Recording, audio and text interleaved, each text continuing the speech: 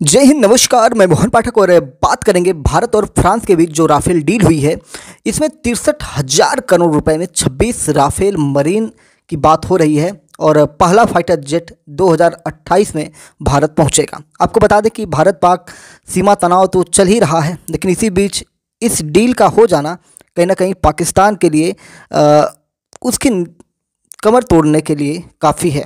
उसको अगर ये लग रहा हो कि आज युद्ध होगा तो ये हो जाएगा, वो हो जाएगा, लेकिन उसको ये पता होना चाहिए कि हम आज की ही नहीं भविष्य की भी तैयारी करके रखें। हम शायद आज पीओके ले लें, कल पूरा पाकिस्तान ले लें, ठीक है, बलूचिस्तान को आज़ाद करके एक नया देश बना दें।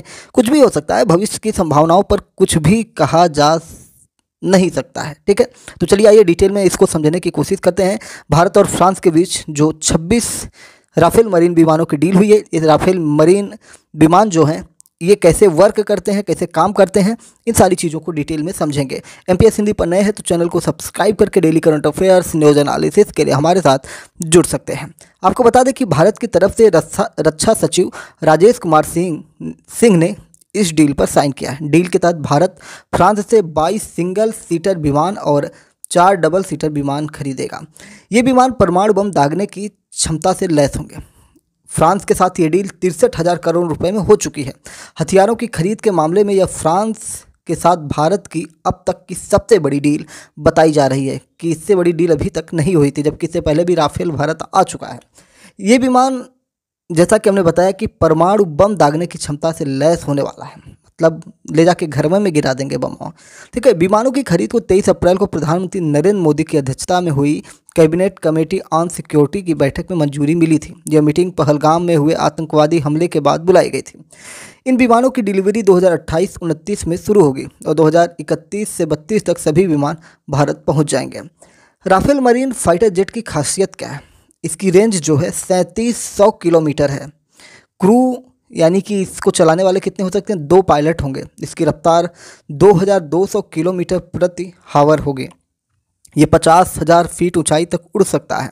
न्यूक्लियर अटैक और एंटी शिप स्ट्राइक कर सकता है। मिड एयर रिफ्यूलिंग और एडवांस रडार टेक्नोलॉजी है, ठीक है। बहुत कम जगह पर लैंड कर सकता है। राफेल मरीन मौजूदा राफेल फाइटर जेट से भी एडवांस होने वाला है। मजबूत फ्रेम, लैंडिंग गियर और टेल हुक जैसे स्पेयर पार्ट्स होने वाले हैं। 10 घंटे तक फ्लाइट डेटा की रिकॉर्डिंग कर सकता है। 9 टन तक के हथियार ले जाने में सक्षम है। पायलट के हेलमेट के ऊपर एक डिस्प्ले है।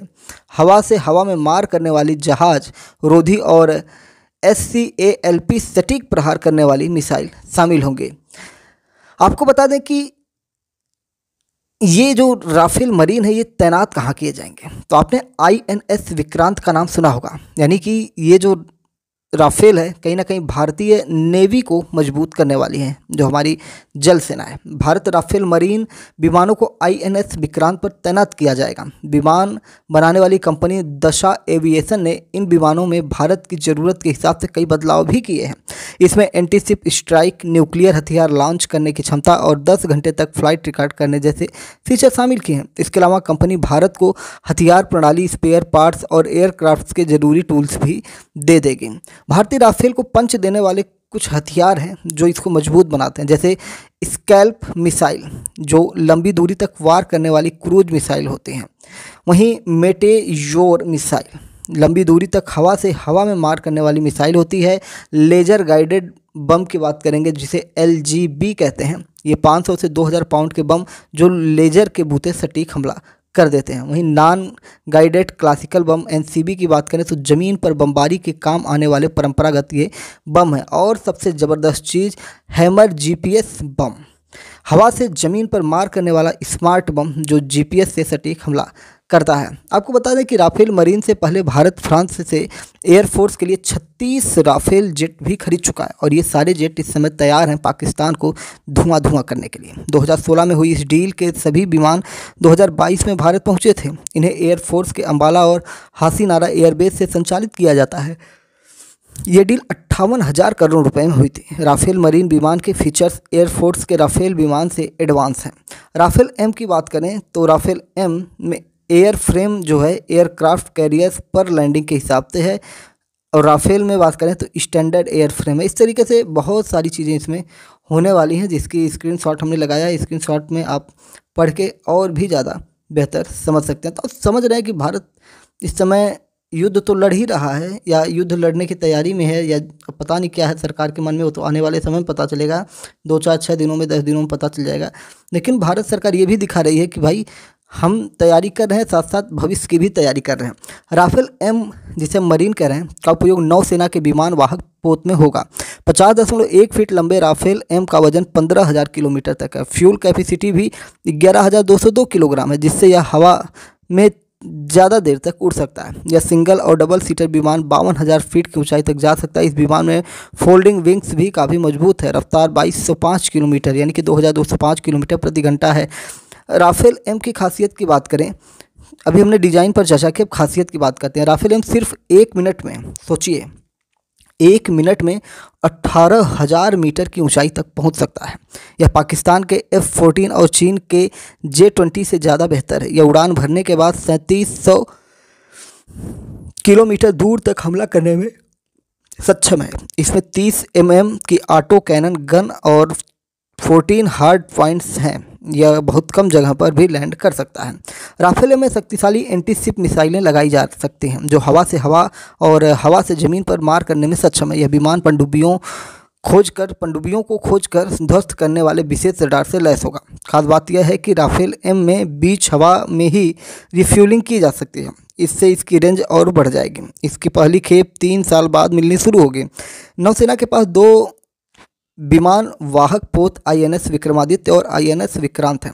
इन पर अभी पुराने MiG-29 के फाइटर जेट तैनात हैं। ऐसे में मॉडर्न राफेल एम की तैनाती हो जाएगी तो समंदर में भारत की ताकत और बढ़ जाएगी। राफेल एम फाइटर जेट से नभ, थल और जल नौसेना की पकड़ और मजबूत हो जाएगी। अभी भारतीय वायुसेना के पास MiG-29 विमान है। ये विमान INS विक्रमादित्य पर तैनात हैं। बीते समय में इसके रखरखाव की मांग बढ़ने और सीमित उपलब्धता के चलते भारत राफेल मरीन विमान खरीद रहा है। नौसेना ने 2022 में कहा था कि विक्रांत को MiG-29 के लिहाज से डिज़ाइन किया गया था, लेकिन वह इसकी जगह बेहतर डेक बेस्ड फाइटर प्लेन की तलाश कर रही है। राफेल मरीन की एडवांस रडार टेक्नोलॉजी, ज़्यादा हथियार ले जाने की क्षमता, बेहतर सेंसर इसे MiG-29 विमान से बेहतर बनाते हैं। भारत की वायुसेना के पास पहले से ही राफेल विमान है। ऐसे में इसके उपकरणों और रखरखाव के लिए ट्रेनिंग में ज़्यादा समस्या नहीं आएगी।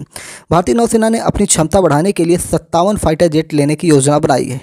इसके लिए गोवा में फ्रांस के राफेल मरीन और अमेरिका के बोइंग 18 का ट्रायल भी हुआ। 2022 में भारत ने अमेरिका और फ्रांस से अपने प्रपोजल की समय सीमा बढ़ाने की मांग भी की थी। सिर्फ फ्रांस इसके लिए तैयार हुआ, जिसके बाद भारत के पास राफेल मरीन खरीदने का ही विकल्प बचा है। यह डील भारत और फ्रांस के संबंधों को मजबूत करने की एक पहल होती है।